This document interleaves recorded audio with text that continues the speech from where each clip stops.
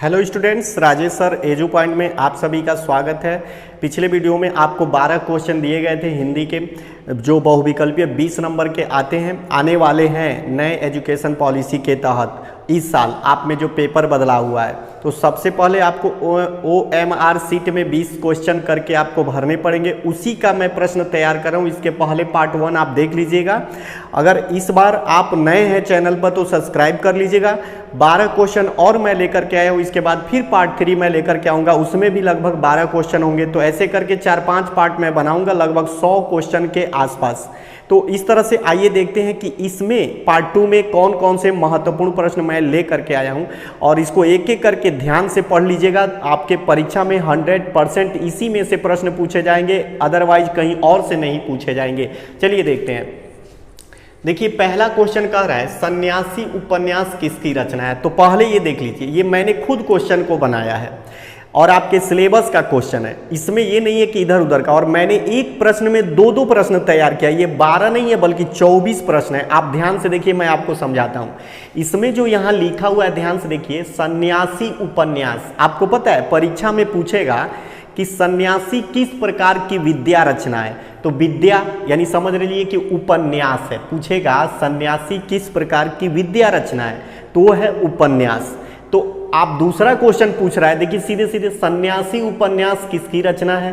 तो सन्यासी उपन्यास जो है इलाचंद्र जोशी की रचना है। याद रखिएगा, सन्यासी उपन्यास इलाचंद्र जोशी की रचना है और वो है उपन्यास। तो इसमें 2 प्रश्न बन रहा है ना कि उपन्यास, समझिए उपन्यास है, क्या है, सन्यासी उपन्यास है, और ये किसकी रचना है, इलाचंद्र जोशी की। तो ये 2 प्रश्न एक ही में मैं तैयार कर दिया हूं। अगर परीक्षा में पूछेगा सन्यासी किस प्रकार की विद्या है, तो उपन्यास है, और किसने लिखा है, तो इलाचंद्र जोशी ने। ऐसे प्रश्न को आप तैयार करिएगा। हर प्रश्न में मैंने दोनों प्रश्न रख दिए हैं ताकि आपको आसानी से याद रहे। परीक्षा में इन दोनों में से किसी तरह से घुमा के पूछा जाए, आप उसका जवाब एकदम सही देना, ठीक है ना।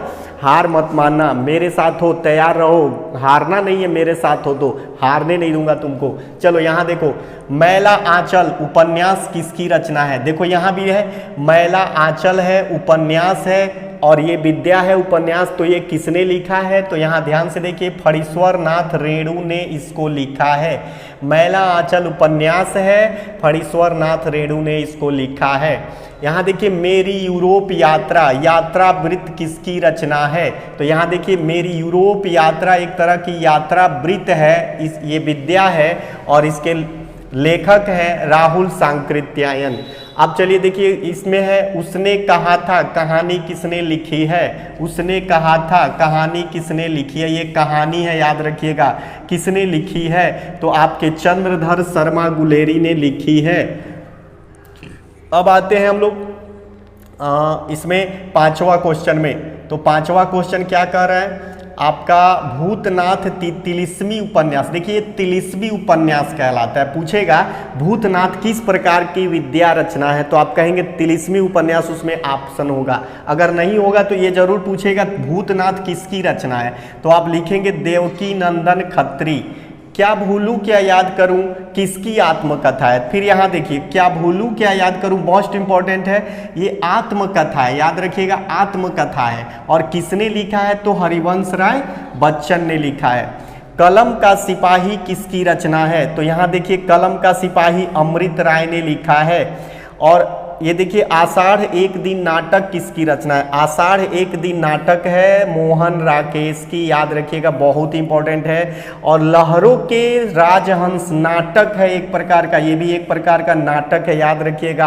आषाढ़ का एक दिन भी नाटक है और मोहन राकेश ने लिखा है। लहरों के राजहंस भी नाटक है और इसके रचयिता भी मोहन राकेश हैं, याद रखिएगा। दोनों क्वेश्चन 8 नंबर और 9 नंबर एक ही लेखक है, और दोनों है मोहन राकेश। अब यहाँ देखिए, दोनों में नाटक ही है उनका।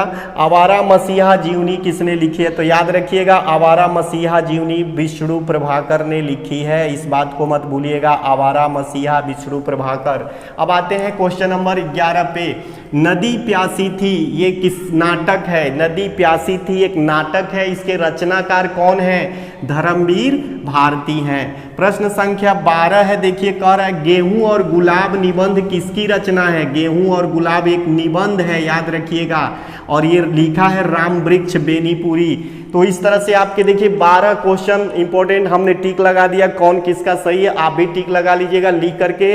अगर समझ में आ रहा है तो ठीक से समझिएगा, अगर कोई भी प्रॉब्लम हो तो आप कमेंट कर सकते हैं और मुझसे पूछ सकते हैं, उसमें कोई रोक टोक नहीं है। और लगातार वीडियो मैथ का, फिजिक्स का, केमिस्ट्री का जितना आपका सिलेबस है आप 10वीं में पढ़ रहे हैं, टोटल के मोस्ट इंपॉर्टेंट क्वेश्चन लगातार आपको मिलते रहेंगे बोर्ड परीक्षा के तक, जब तक आप परीक्षा दे के फाइनल ना कर लें।